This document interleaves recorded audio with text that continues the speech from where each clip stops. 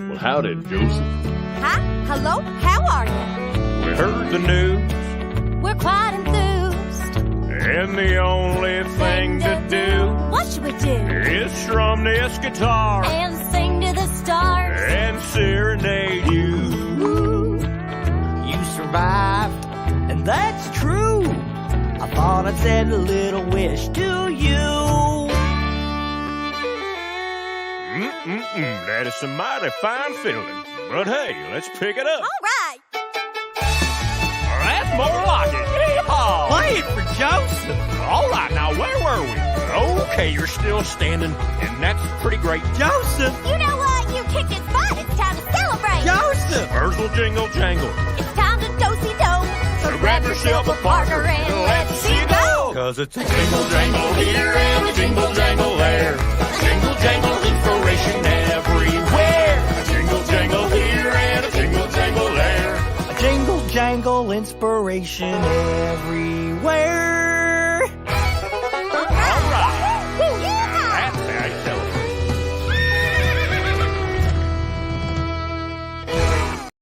Joseph Jaffe is not famous. I'm kind of famous. I'm Jerry Springer. And Jaffe is no host. He'd be lucky to be in my audience, let alone on my show.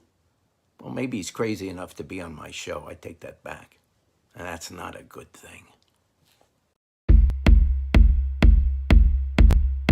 This is my best kind of show notes. We didn't touch one of them, not even one of them. I'm not sure which one is Paul Rudd and which one is Lane Green. Final card here is the ultimate outcome. Today is Take Your Dog to Work Day. Like Scooby-Doo. Without further ado, his debut. Sweet Caroline. Everybody say hello to Sammy. Is it not good?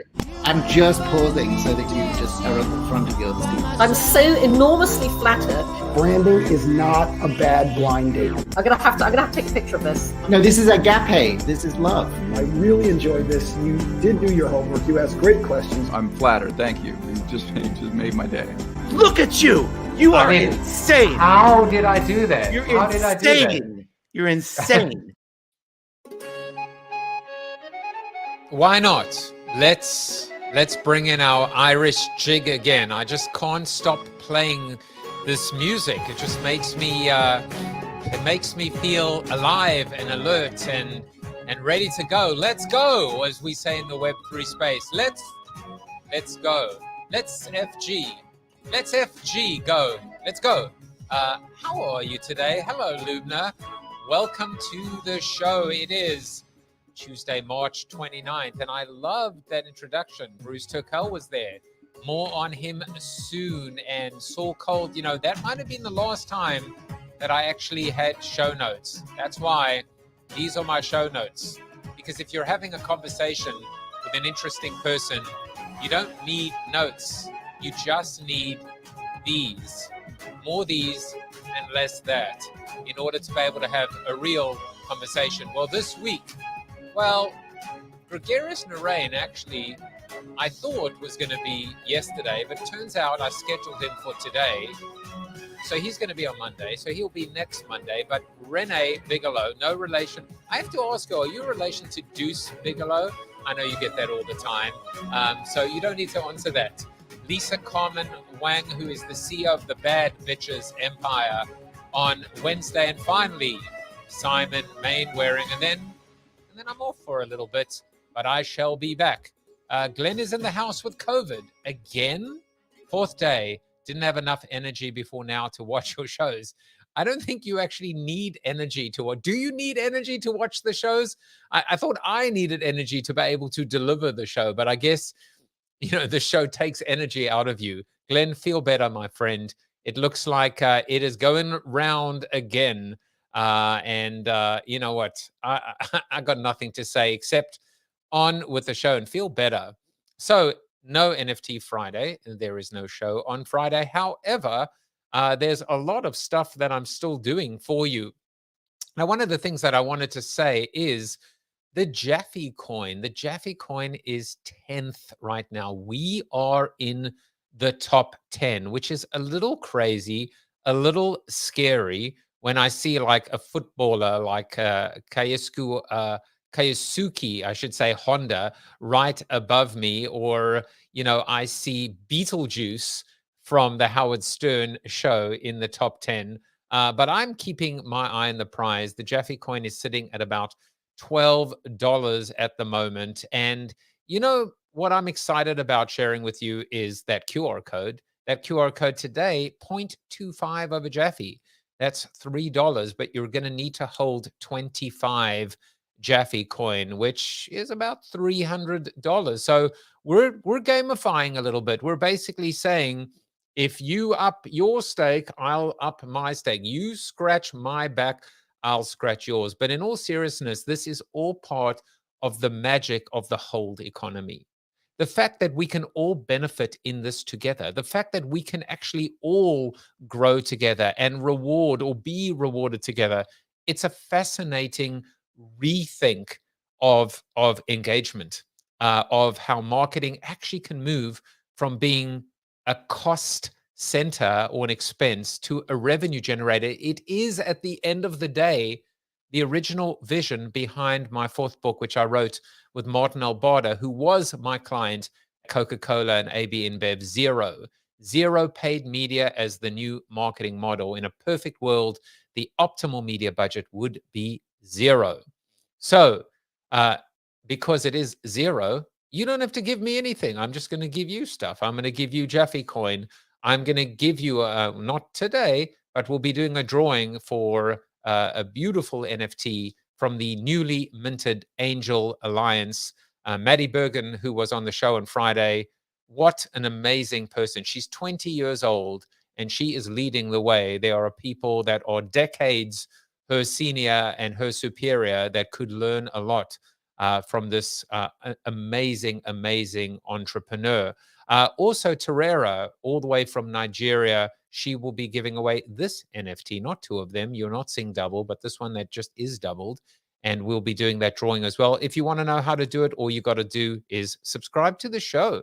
Subscribe to the show and paste your YouTube username into my Not Famous Discord in the giveaways channel, and we'll do the drawing pretty much one a week. Make sure that we continue to share the love and spread the love, because there is nothing as empowering and powerful as getting your first NFT, whether it is a prize, a raffle, or just someone gifting it to you. You don't always have to buy in order to be able to receive. You don't always have to give in order to get back. That might be the new operating system of Web3. But, speaking of which, let me give you a little bit more. The Alpha Collective, my premium community that I've just founded with 5 other amazing individuals: Faith James, Greg Vadino, Brian Fanzo, Gregarious Narayan, and Jason Maestas. We're giving away a full year membership pass worth 1 ETH, which is about $3,300. All you have to do there is just go to alphacollective.xyz and provide your email address, and that is something else. So enough with me giving you more stuff. You want more? Okay, one more, and then we'll get to the soliloquy. Today, we announced another 4 Alpha Talk speakers. Can you imagine that? 52 Alpha Talks given by 52 Alpha Talk speakers across 52 consecutive weeks. This has never been done in the history of the world. That might be an exaggeration, but it's probably close. Bruce Turkel, Kate Waltman, David Meerman Scott, and Toy Sweeney. And every week we will be announcing another 4 Alpha Talk speakers. And guess what? There will always be 2 males and 2 females. We will have 26 males and 26 females. And anybody that tells you that there are not enough talented females in the workplace and the workforce, you just give them a slap, a hard slap. Because that is our seated soliloquy today. It is called Slap. You're it. Yes, I am going to talk about the slap heard around the world.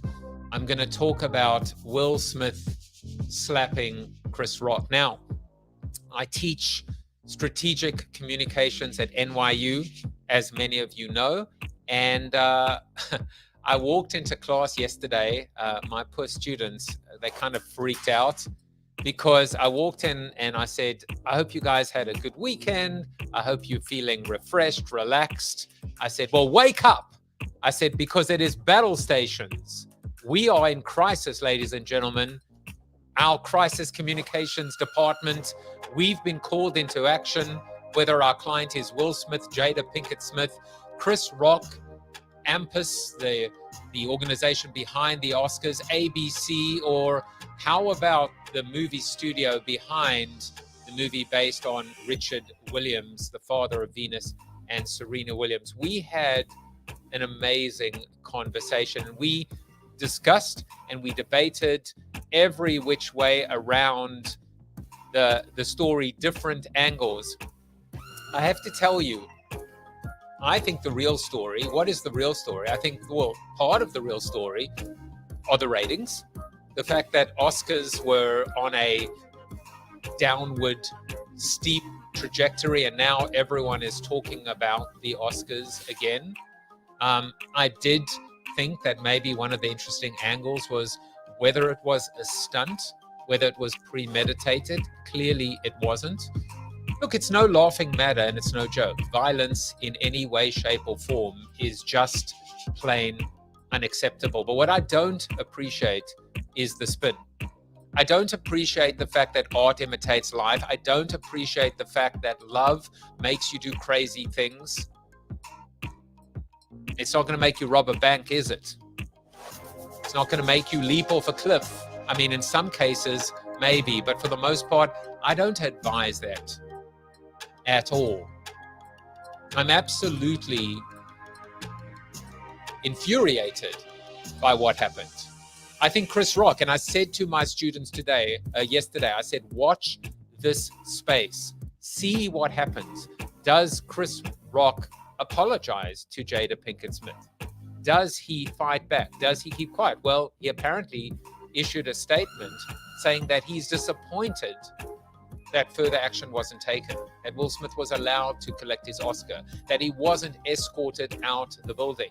I also find it's interesting because this is the mark, this is the life. As ye reap, so shall ye sow.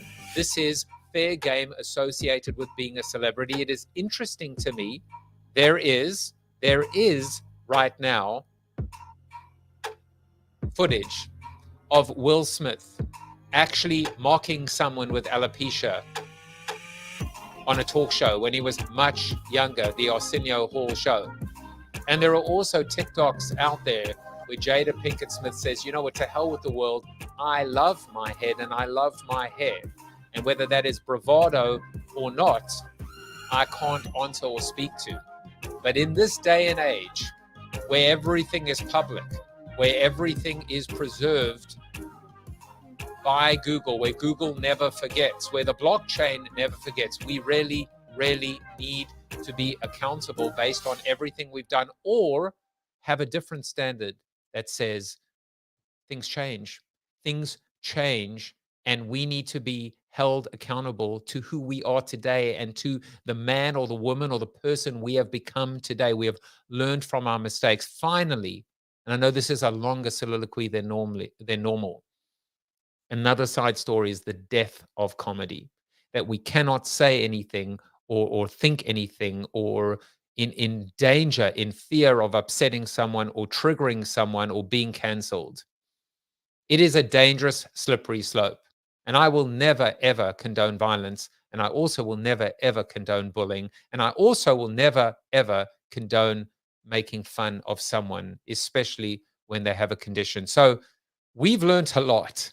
We've learned a lot in a very short period of time. And I'm so interested in hearing what you have to say. But actually, I'm more interested in hearing what Renee has to say.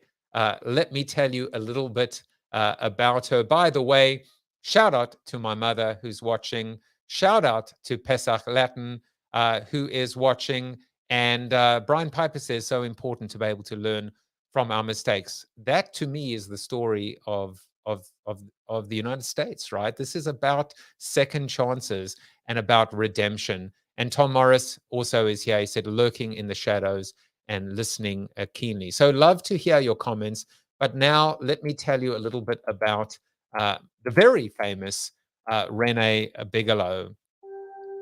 Renee Bigelow is a marketing leader and entrepreneurial advisor with expertise in brand strategy, digital marketing, and business growth. With over 20 years of experience in marketing on the agency, brand, and media sides of the business, her leadership experience has taken her through 3 multi-billion-dollar media corporations, 2 SMBs, 1 startup, and a partridge in a pear tree. Today, she works as a fractional CMO, an internal, external hybrid resource for companies who are ready to take their marketing to the next level. I am ready to take this show to the next level. Renee, welcome to the show. Welcome. We have this screen thing going on again. There we go. Oh no. I'll make it small. I can do many things. I can play around. I can I can do that. You look very good full screen, actually. Thank you. Well, your viewers missed that when we logged in, I was zoomed in very tight on that. So we've been having some camera issues, but you were paying attention, let me tell you, and eyeball to eyeball, all I could see was your eyeball. So I like this look. This look is it's a much this look better, is better. It's a much better look and feel. Well, Renee, welcome to the show.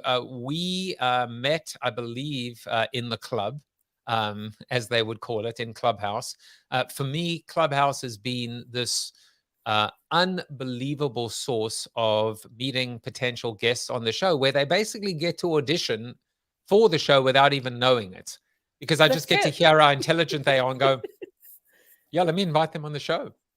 That's true. I think we were in a room together when you simultaneously said, hey, I'd like you to be on my show. And I was like, you have a show. This is awesome. I have a show. So at least maybe I've got one more viewer, which is awesome, which I like. Renee, we're going to get into a whole bunch of really interesting topics today. But today is actually very appropriately, today's Smoke and Mirrors, National Smoke and Mirrors Day. I think that might actually be in the dictionary under C marketing, it says smoke and mirrors, and under smoke and mirrors, it says C marketing. What are your thoughts about this idea of smoke and mirrors? Perception is reality, opaque versus transparent, specifically as it relates to the role that marketing plays, the role that marketing has played, the role that marketing needs to play in this new world that we live in. Yeah, I mean, smoke and mirrors. Like everybody can get away with smoke and mirrors for a very, very short time, right? But there's a price to pay usually for that. Transparency and authenticity have never been easier to ascertain. So that window of trying to get away with things with smoke and mirrors is shorter and shorter and shorter. So, I just don't think it's worth it. The fake it till you make it and smoke and mirrors culture. I just don't think it's worth it because, no one wants to be catfished by a company, right? Well, that is such a good line. Nobody wants to be catfished by a company. And that, I feel like almost that could be the name of your next book, corporate catfishing. But that really is this idea of you look at a car ad, right? And you see this car driving at 400 miles per hour on the deserted highways of LA. And anyone who's ever driven in LA knows there's no such thing as a deserted highway. And then in tiny little print at the bottom, it says professional driver, closed course, do not attempt. And I was like, you're basically admitting not just to smoke and mirrors, but to lying. I mean, that is a form of, I don't know, is that catfishing? Is that gaslighting? What is that? Posing. Maybe posing is the closest. I mean, I think this is probably why user-generated content is more popular than ever. I just hosted a room on this topic, and there's so many people who are bypassing a lot of corporate messaging directly, going direct into the user generated content because they feel like they can trust it, right? I mean, that's a whole nother conversation about, can you really trust it or not as well. But people are looking for, they know that posing is out there. They know there are some levels of catfishing, right? So, it could be as simple as if it's an e-com product, people are looking for, can you put it to scale? Show it next to a household item. Is this really, as large as my car, or is this, the size of an apple? I'd like to see some scale. What's the quality of the material? Is it flimsy? Like, other consumers have never been as active in sharing their experience, and that user generated content will quickly dissipate your smoke and mirrors if you are not being authentic and true. The car ad is a perfect example. If that was the only thing that you had out there for that car ad with that, beauty shot and deserted highway with a professional driver, I mean, do you not think that the first thing that's going to hit Reddit or Quora or, social feeds or TikTok is going to be people like with their experience trying to mimic that and what that looks like? Yeah, I think also in many respects, what seems to have happened is, and it is the worst thing in the world. I mean, you're a fractional CMO. I'm a marketer. I teach marketing as well. Is that there are two phases, right, to the delegitimization of marketing. The first phase is the fact that when you look at the number of marketing seats, in the boardroom at the board level, it is few and far between. So one is almost this idea of the stripping of marketing of its core responsibilities. As I teach my students, Regis McKenna said, marketing is everything. The 4 Ps, the 5 Ps, the 6 Ps, however you want to talk about it, everything that touches your customer or your employees should be signed off by marketing. And yet, for the most part, marketing has just been relegated to advertising. But then the second part of it, and I'd love to hear your thoughts and even pushback, but the second part of it is that we actually just become a joke. We become forgotten, or we become white noise to consumers. And that's the other part that people don't really talk about, which is when we are not believable, when we're not credible anymore, when we've, then we've almost delegitimized ourselves. I think there are a couple things a couple threads on what you're talking about that I think are really important. One is, it's not just the reduction of marketing in a boardroom. It's actually reduction of marketing in general. If you were to compare the size of a marketing staff 2 decades ago to now, in most places, it's going to be smaller. And I think one of the reasons is marketing is at the forefront of digital transformation in most companies. And there were a lot of people that happened around the height of the recession or depths of the recession with automation, and people started looking for efficiencies and cost efficiency and bottom line driven with where those digital transformations were happening. And could automation take care of things? If we had these digital tools, we wouldn't need the kind of personnel that we needed before. When in fact, it's kind of the opposite. The digital tools are supposed to increase capacity and improve the experience, not to reduce personnel, right? Like our bots are only going to be as good as the humans behind them at this point, 50 years from now, who knows? But we still need people to drive human experiences and to improve all of that. What it should do is improve the customer experience, improve the employee experience, and increase capacity to do more, because the consumer is demanding it, right? The consumer is demanding a buyer-driven experience. They're demanding better touch points. They're demanding for you to meet them where they are.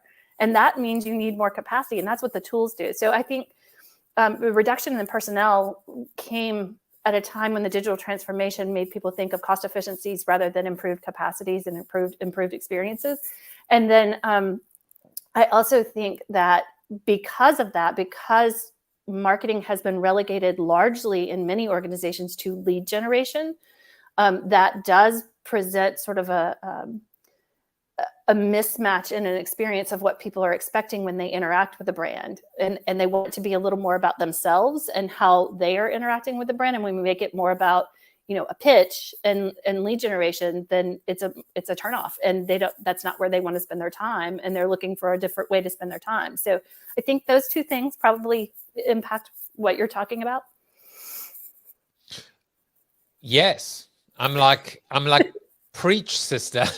but let's put a pin in that for a moment, because now that we understand how you think about marketing, and we will dive a little deeper, we need to know who the real Renee Bigelow is, and we need to make sure that you are not in fact related to Deuce Bigelow, male gigolo. So the first part of that is sending our private investigators into the field to dig a little bit and uncover the dirt, Renee, in terms of understanding what makes you tick. So first of all, what we found out is that your family, bit of a party animal family, that you attend on average over 30 Mardi Gras parades every season. So what's going on that you just can't stay away from Mardi Gras? So I live in New Orleans, so we'll start with that. But I also live in what's known as the Box, which is kind of an area bounded by the boundaries of the parade route. So it is forced cultural participation, if you will. And I kind of, it's actually led me to some realizations when it comes to my work-life balance as well, because I'm forced to get into my house before those parades start every season.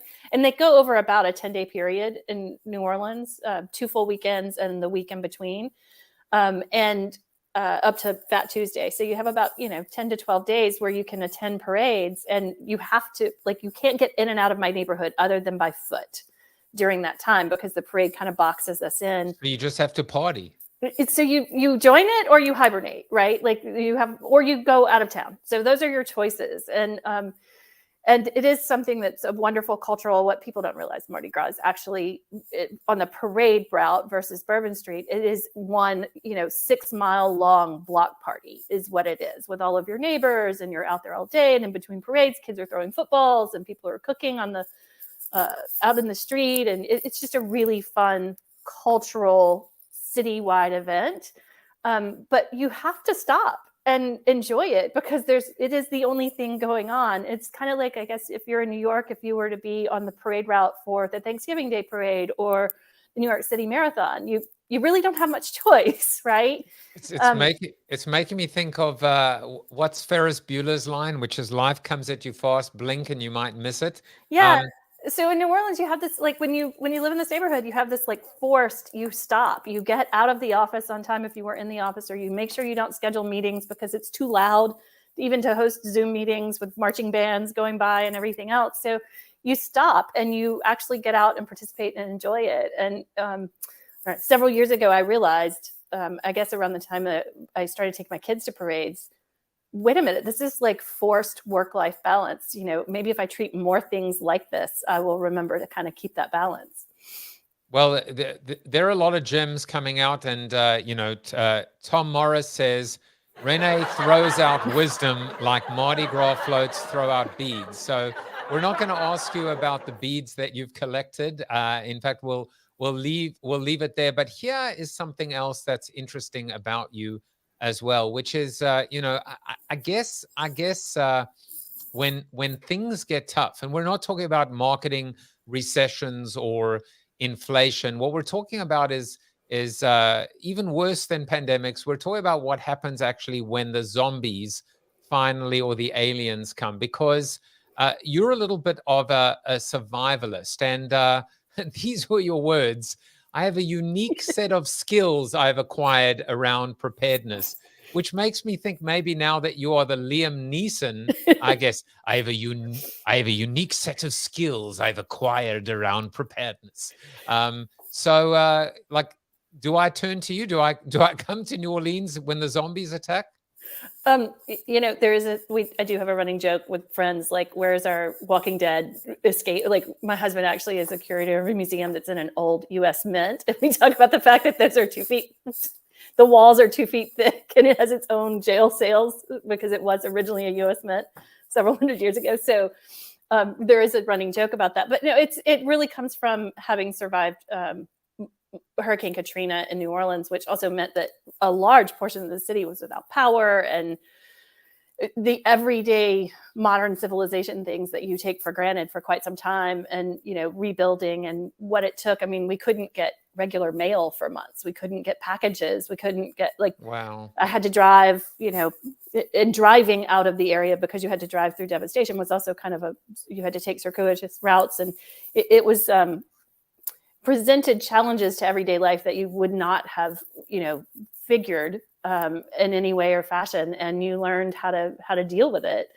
And it presented a good bit of skills. I worked for a major media corporation who did not have. They bought a unit in New Orleans after Katrina, and then when Hurricane Harvey hit Houston, and it was bearing down on Houston, and then Houston was flooded, they called us immediately and said, "Can you share some of the things that you went through? What are the things that we need to do with our staff?" And we were like, "What do you mean you didn't tell your staff to take their laptops home before a hurricane? But you didn't, and your TV station flooded. So now what, right? Like, what are the things you do to take care of employees? How do you track them? What do you mean you don't have cell phone numbers for all your employees? You didn't find out where they're going to be afterwards." So now we, regroup and teach them what to do. I had another friend who experienced wildfires in California, and another friend with business in North Carolina when a hurricane hit, and even a friend last year in New York City. While I was dealing with Ida, the remnants of Ida hit her in Queens, and she flooded as well. And so while I was, repairing my own house, I was sending her notes about, family photos and cherished books. Her mother had died when she was young, about how to save the books, that you could freeze the books in your freezer, and that would save some of them, and just strange things that you learn over time, and skills that most people don't have. But I have amazing checklists of when something is bearing down, and how, what are the things that you may need. And I actually sent a list of that to a friend with family in Ukraine recently, because natural disasters and war disasters, and preparing to be able to survive through something is kind of not a transferable skill that a lot of people have. So where you can find it, you share. It's the most fascinating conversation to just hear about. Necessity is the mother of invention, I suppose, and I couldn't help but just draw all these parallels with respect to marketing, right? Necessity is the mother of invention. Even going back to the first comment, join or hibernate the conversation. Join the conversation or hibernate. Kind of like step up or fall back. And then, of course, this other idea of learning by experience. This idea of you make that mistake once, which is your employees leave behind their laptops. And that in many respects is best practices. You hope that you hope that you don't make the mistake. You hope that you learn from somebody else's mistake, and you can return that favor one day.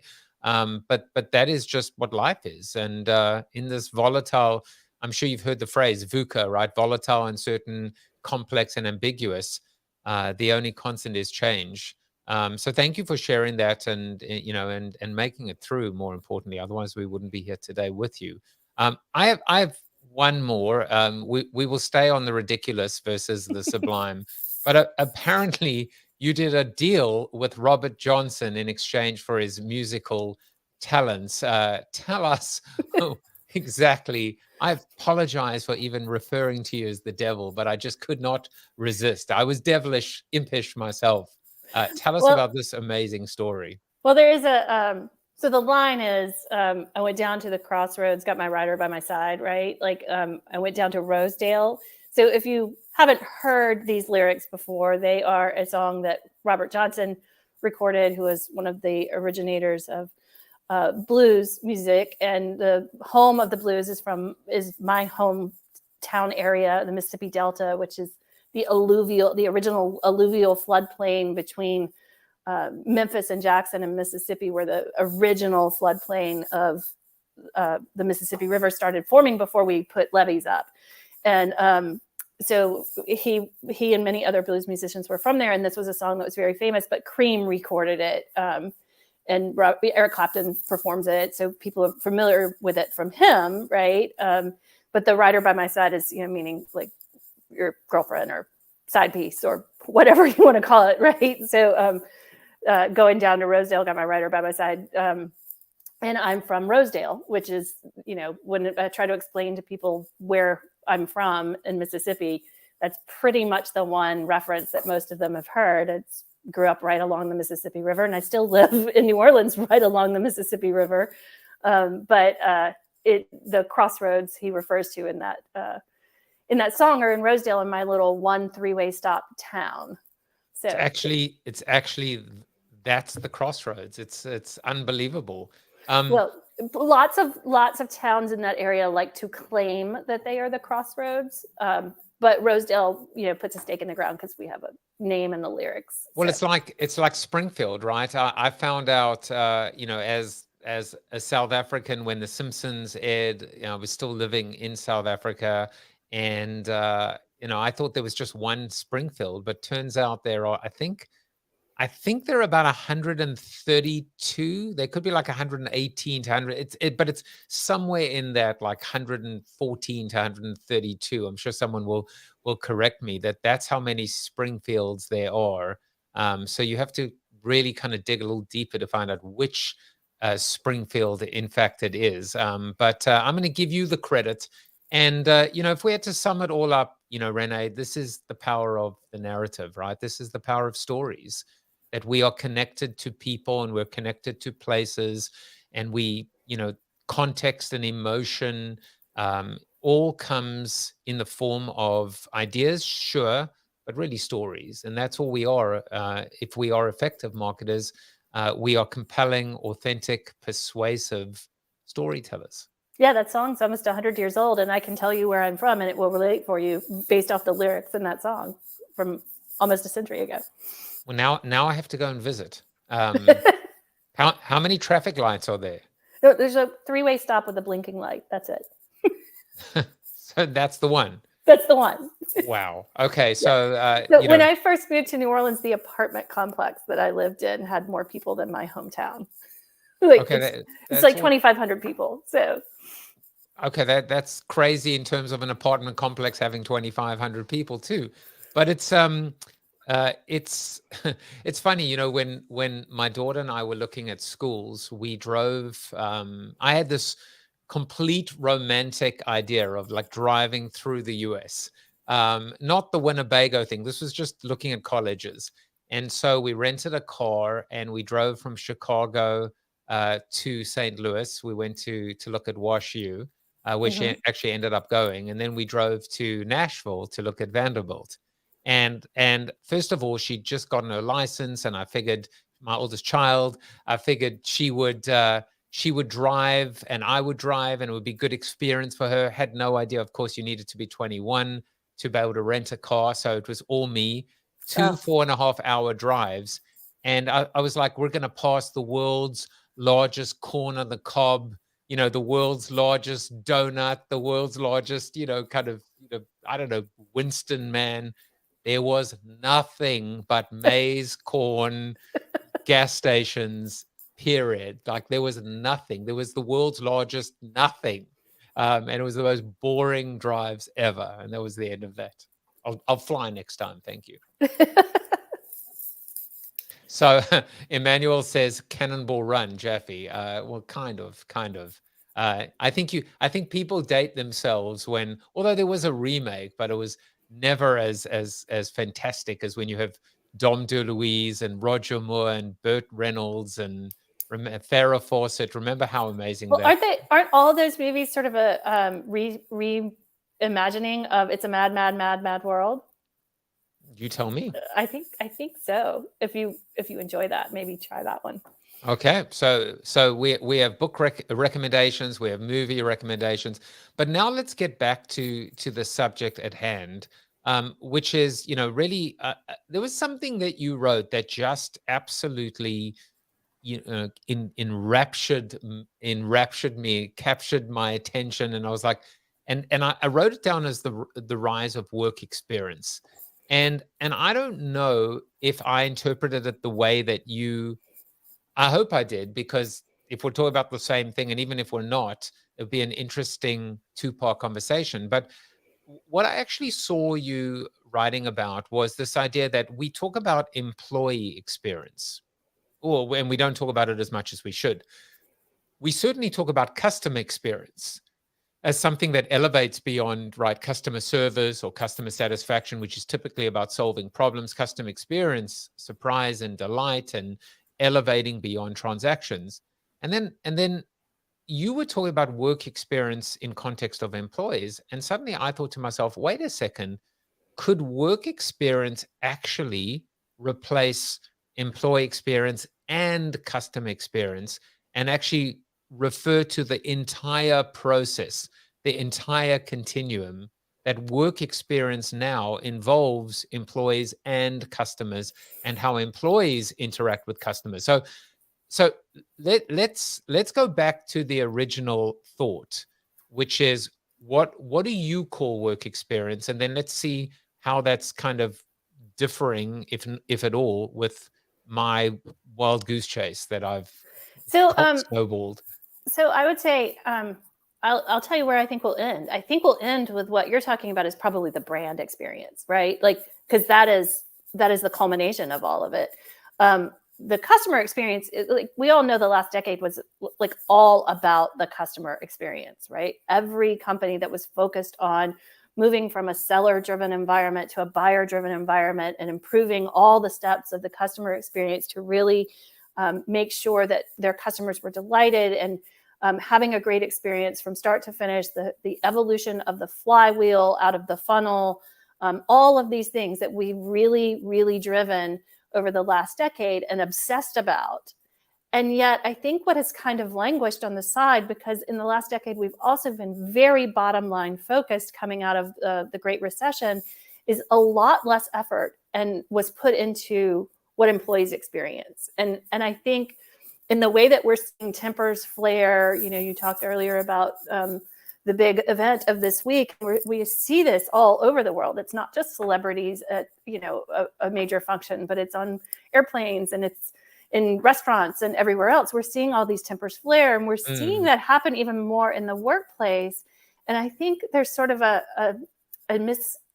misconnect here, where a lot of executives are thinking, well, employees are just becoming fickle and they don't understand. But if they really think about what's happened over the last decade, how much time have they truly spent improving that employee experience? And the reason why I evolved to calling it the work experience is I think it becomes fairly superficial when we talk about the employee experience, because we're thinking of it as a one-way thing, whereas the work experience, I think, brings it back and ties the company's contribution into that experience more. It's not just about what the employee brings in, but what the company brings to the employee as well, that two-way street.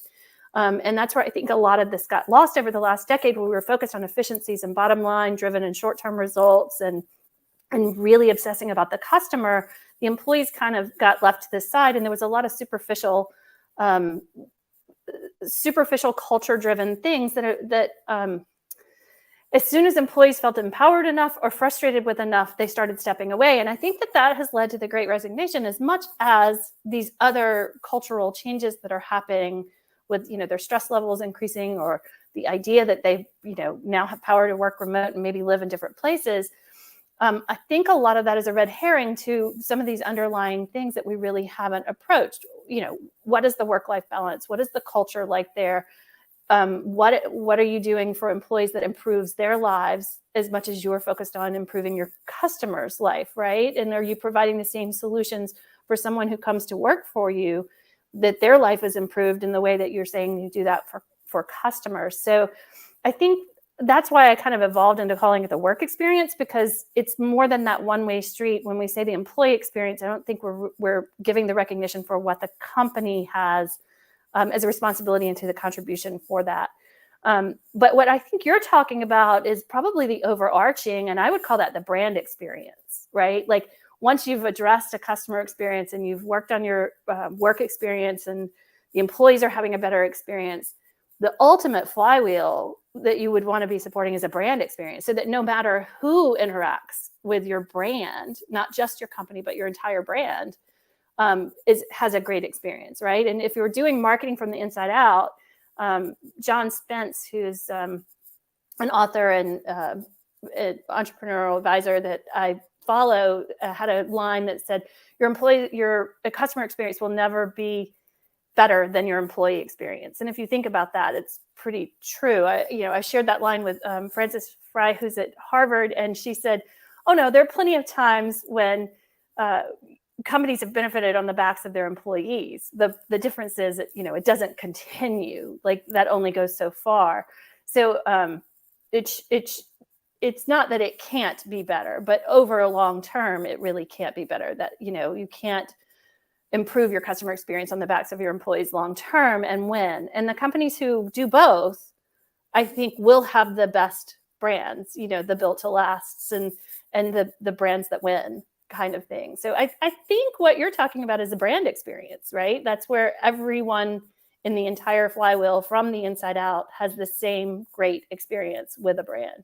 I mean, it could be if, in fact, employees are living the brand and are embodiments of the brand. And I still see, I remember going to Audi, and the salesperson told me that the discount that I was getting for my Audi, because I was part of the VIP influencer program, was greater than his discount. So, like, how is that possible that you are an employee, you're a salesperson, that your discount is smaller than mine? That makes no sense. Just like we've seen with, the legacy AT&Ts of the world, where new customer discounts were greater than existing customer discounts. And that's their whole campaign at the moment, because finally they've woken up realizing, wait a second, we've been overlooking and neglecting our most valuable, our lifeblood, which is our retainer business. So that's another expression of it, I guess. Yeah, I mean, like, you probably felt bad in that experience, like with Audi talking to that employee. Like, you probably felt residual guilt by taking it. No, I'm joking. No, by taking advantage of something that he couldn't sucker. have access to, right? So, I mean, something that they tried to make extremely positive for someone who they were deeming as a VIP turned into something negative. The example I think that's a great example, and I'm going to steal that one if I can. But you can. I will give credit though. The example I use is United. There is no amount of marketing you could have done in the last 5 years that would have replaced the interactions that people had with United when it hit those bad experiences that were very highly publicized, right? 1 or 2 employees can undo everything else that you build around it if you don't have those employees living the brand too. It's true. And if you don't keep employees, you're never going to provide a great customer experience, right? Like, if people can't get to know your brand well enough to represent it because you have a revolving door, you're never going to provide that great customer experience either. So they really are codependent on each other. And I think that's just kind of what's been missed while we've been so focused on the other things. I also wonder for a moment that, when you have this, what can only be described as a break, like some kind of a emotional, even psychological break, going back to even Will Smith in terms of a moment of madness, that maybe sometimes the answer isn't to throw the book at them or throw them under the bus. Because now, I'm not saying, just to be clear, that Will Smith should have been allowed to stay in that auditorium and collect his Oscar, because I don't think he should have. But I am saying that what is the first thing that a company does when an employee has one of these breaks, which are so maybe against their character or their norm?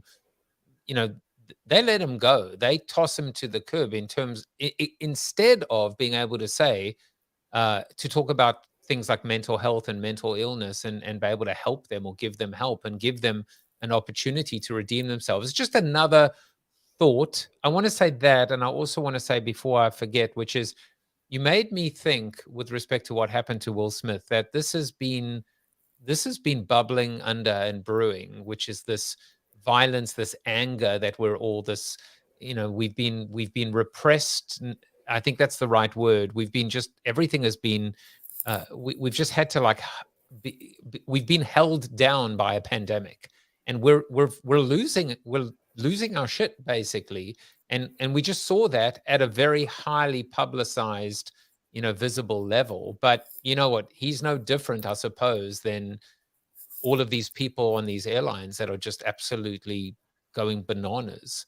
Yeah, or in a restaurant or a retail store with a security guard a security guard was shot because he asked someone to put a mask on. I mean, like I think it's and it's more than just the pandemic. I posted something about this in a group that I'm a part of, and someone else responded to me how completely abnormal things are normalized to us right now, and said people being poisoned at peace talks. Poison and peace talks should never be in the same sentence, right? Like, so it's more than just a pandemic. I think except that it's unprecedented alliterative. times. I was going to say, except that it's alliterative. But yeah, I mean, it's crazy, and it's also like, one of the things that I teach I teach marketing and PR at two different schools, and one of them is, when you talk about crisis communication, the golden rule there is expect the unexpected. You can never turn around, by the way, and say these days, like, well, global pandemic, sure, but poisoned at peace talks.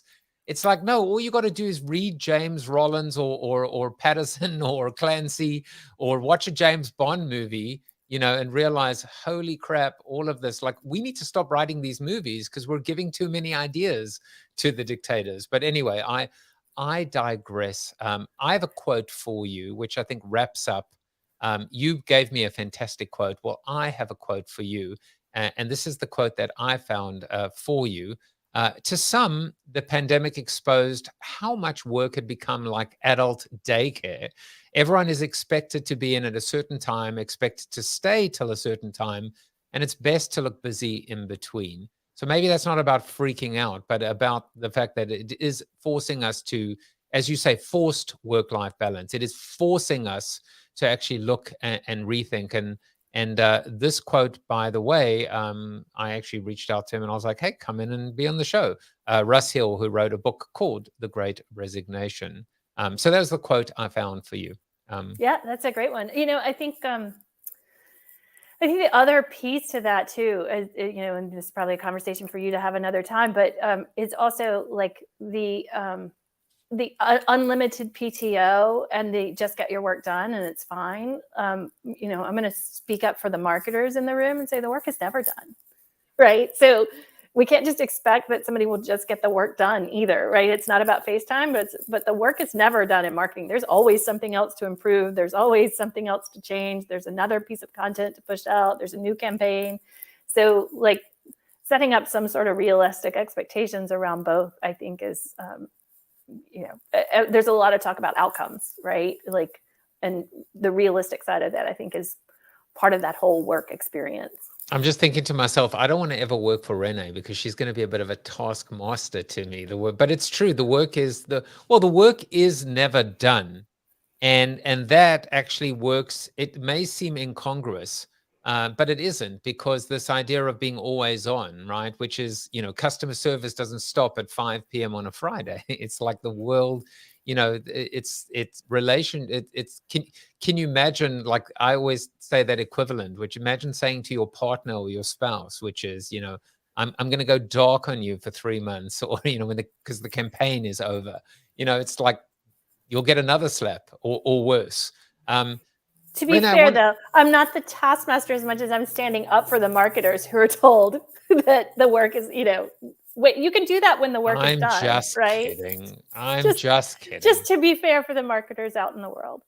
Those marketers, well, you tell them to come here, you tell them to come here, and I want to hear from them. I want them to answer this question, which thankfully I have this marketer that can talk to, which is, I know one of the things that, and I so love this topic in the few minutes we have left, which is, the bright and shiny object syndrome, the squirrel, the fact that in fact, I have a very simple model that I've spoken to this model on the show, which is, we need to keep the best of the old, and we need to reject the worst of the old. We need to embrace the best of the new, and we need to actually ignore the worst of the new. It is quite simple, instead of so we don't hold on to the past, especially the stuff that doesn't work, but we also don't get distracted and diluted by the bright and shiny objects. And so for me, when I read this, I was like, I was like, exactly, the foundational building blocks of marketing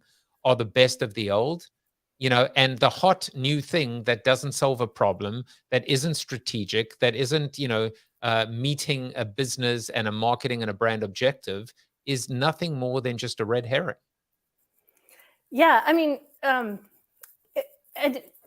any shiny new object, like, you have to understand what is your messaging, who's your target persona, like, what are you going to say? Like, you have to understand the mechanics of all of it and have the pieces in play.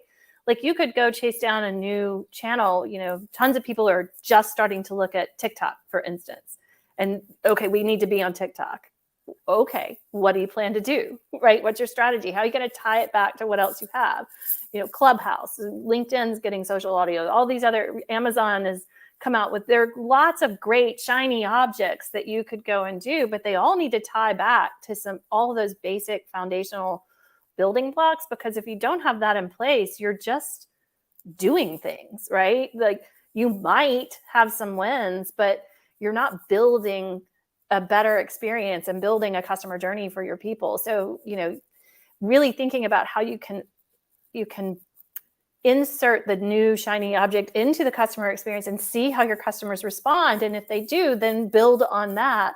But everything that you do needs to have, some connection back to what you're doing. It's not a complete one-off, right? That really should tie in with the overarching things that you're doing. And so many people are skipping those foundational building blocks and really spending a lot of effort, thinking they're doing something, like building community before they even have a customer experience built, or a customer journey built out, or what to do with leads, right? Or how to even, go to market. And we're going to build community, but we don't have a go to market strategy. That's just cart before the horse in a lot of ways, and it's wasted energy out there. If you spend the time, with those foundational building blocks, then you have the capacity to take on new shiny objects and see if they work, but in a strategic way. I was actually thinking that the only time a bright and shiny object makes sense is when it is actually meant to be a bright and shiny object. So what I mean by a bright and shiny object is a bright and shiny object is if the sole purpose of that is to be that, meaning an experiment, a one-off, a trial and error, a test and learn, well, then that's great, as long as it is nothing more than that. Because when you're betting the farm, when you're trying to do that, pull that emergency stop or change course, it makes no sense. I mean, running paid ads before you can support what you're doing organically, that's a great example. You and I talked about people who, I'm trying to remember the example we shared, but people who jump right into, a new channel without any idea of a content strategy. There are people who, run off and try to do A/B testing, and they don't have, their website doesn't have conversion channels, and they don't even content. have B. They don't have B. They're comparing A to A. Right. They're like, well, we need to test headlines. You don't need to spend your time optimizing headlines. You need to spend your time building a customer journey and then tweaking it once you have kind of covered all your bases. Yeah. So, that's a lot of what I see. I think the idea is that they should be spending about 10 to 20% in experiment, but a lot of companies are spending, the flip, the inverse of that, of like 80 to 90% of their time on what they think is hot and new, instead of that 10 to 20% being the experimentation budget. Yeah, for sure. And I mean, I think, again, in many cases, it comes down to balance. One of the things that I always do is I always begin with the question, what is the role? What is the role of, the role of marketing? What is the role of this platform? What is the role, if you understand what it is, how it works, where it fits in, what it does well, what it doesn't do too well. And if you can actually give it a purpose, and if you can give it a specific place on that journey. I'm a huge fan of customer journey. I mean, I wrote Flip the Funnel, but one of the reasons why I love it so much is, as we say often, don't build a house on rented land. In this particular case, I would say don't build a house on quicksand. because it serves no, if you don't have a strong, solid foundation, that house is going to sink. And that's why you need Renee Bigelow's fractional CMO services. How's that for a little segue? But that's kind. Well, kind and true. As I said, the role for Clubhouse for me has been that I've been able to go and listen to potential guests and bring them onto the show. Now, if you want to listen to Renee more often, and why wouldn't you? You will be pleased to know that for her sins, she has a weekly room in Clubhouse on Monday at 10 a.m. Eastern Time on data-driven content marketing. And if you want to actually find out and connect with her on Clubhouse, again, she is Renee Bigelow in Clubhouse. And you can also join the Digital Marketing Club, which is the host of Renee's rooms on Clubhouse. And join the conversation or hibernate, right? Is that the takeaway today? Well, it's definitely the takeaway if you live by the parade route. But yeah, I mean, the conversations are happening out there. Whatever the conversations are for your industry, they're happening. You can either be a part of them or, duck your head in the sand about it. Exactly. And one person that we know does not duck his head in the sand is Chuck Norris. And here's what Chuck Norris had to say about Renee Bigelow. You are Chuck Norris approved. And we will be back I'll tomorrow. I'll take that. But thank you for sharing about the room as well. That's my little labor of love. Anytime. In fact, I might just drop by. Take everyone and see you tomorrow. Bye-bye. Thank you for watching the show about hope, positivity, optimism, and if there's time left over, a little bit of marketing with your host, multiple author, and global keynote speaker, Joseph Jaffe. If you like the show, tell a friend or two. Please subscribe to the show. And if you want to get inside news, previews of upcoming guests, and much more, visit josephjaffe.com/subscribe to sign up for the show's newsletter.